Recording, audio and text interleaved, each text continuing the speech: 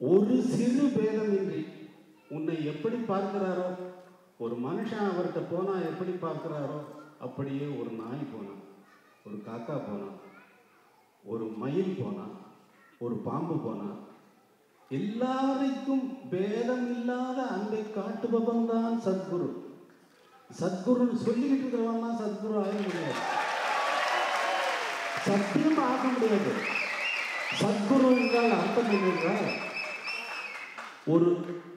உன்னை ஒரு பார்வை பார்த்தவுடன் உன்னுடைய கம்ப்ளீட் தலையெழுத்து ஜாதகம் எல்லாத்தையுமே மாறி போயிடும். அதாவது அவர் வேணும்னு செய்யறதில்ல, அவர்களுடைய சந்நிதியின் மகிமை அந்த மாதிரி. இப்போ நான் வந்தால் எப்படி ஆர்கெஸ்ட்ரா இருக்கிற ரூம்குள்ளே நுழைஞ்சா எப்படி கப்சிப்புன்னு சைலன்ஸ் ஆகுதோ, நான் சைலன்ஸ்ன்னு சொல்லலை, ஆனால் அப்படி அமைதியாகிடுறாங்க. அமைதி ஆகுவதை போல அது சந்நிதி மகிமை. பகவானுடைய சந்நிதி மகிமை என்னவென்றால், காக்காக்கு மோட்சம் கொடுத்தவன் எவனாவது இருக்கான உலகத்தில்? நாய்க்கு மோட்சம் கொடுத்தது யாராவது இருக்காங்களா? பசுவிற்கு, மயிலுக்கு, மானுக்கு, பாம்புக்கு பார்த்த பார்வையில் நடுங்கி போய் எத்தனை பேர் மோட்சத்தை கண்டிருப்பார்கள்? ரமண மகரிஷி அப்படிப்பட்டவர்.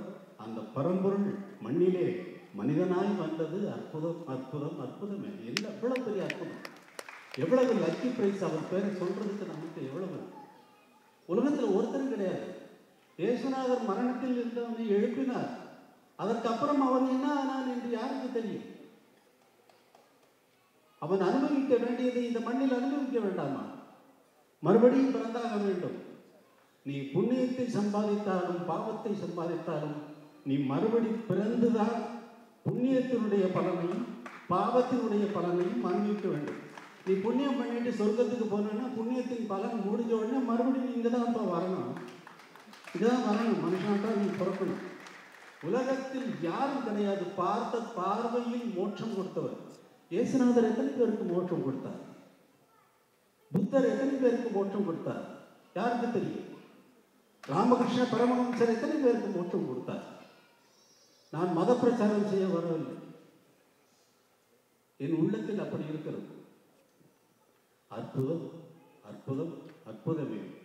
அந்த பரம்பொருள் மண்ணிலே மனிதனாய் வந்தது அற்புதம், அற்புதம், அற்புதமே.